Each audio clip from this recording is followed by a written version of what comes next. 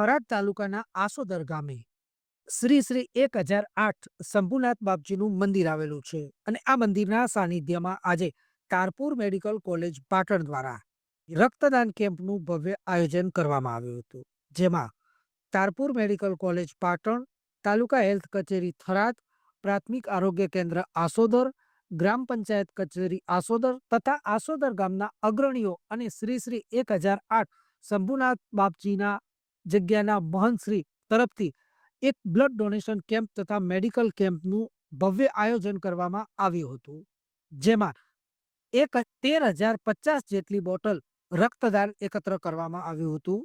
આજુબાજુના લોકો, ગ્રામ પંચાયતના લોકો, સરપંચશ્રીઓ, પ્રાથમિક આરોગ્ય કેન્દ્રના સ્ટાફ દ્વારા પણ રક્તદાન કરવામાં આવ્યું હતું, જેમાં એક આરોગ્ય કર્મચારી બહેને પણ રક્તદાન કર્યું હતું.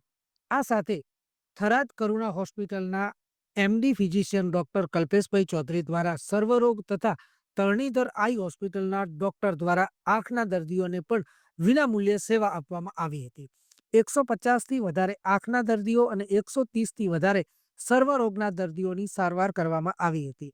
કેમ્પમાં ધારપુર મેડિકલ કોલેજ પાટણથી રક્ત કલેક્શન કરવામાં આવ્યું હતું અને દરેક રક્તદાતાઓને સન્માનિત કરવામાં આવ્યા હતા. સન્માન પત્રો અને સ્ટીલની પાણીની બોટલ પણ આપવામાં આવી હતી, જેમાં 1008 શંભુનાથ બાપજીના પવિત્ર જગ્યાના મહંત શ્રી રેવાપુરી બાપજી, ભાવેશપુરી બાપજી, સરપંચશ્રીઓ, માજી સરપંચશ્રી આસોદર, માંગીલાલભાઈ પટેલ, પૂર્વ chairman Shri, taluka health officer doctor Jaypal, taluka health supervisor Shri, MO Shri, પ્રાથમિક આરોગ્ય કેન્દ્ર આસોદર તથા તમામ સ્ટાફના ભાઈ બહેનોએ આસોદર હાઈસ્કૂલ તથા પ્રાથમિક શાળાનો સ્ટાફ પણ હાજર રહી કેમ્પને સફળ બનાવ્યો હતો. જગ્યાના મહંત શ્રી ભાવેશપુરી બાપજી દ્વારા બધાને ચા પાણી અને નાસ્તાને પણ પ્રસાદ રૂપે ભોજન કરાવ્યું હતું.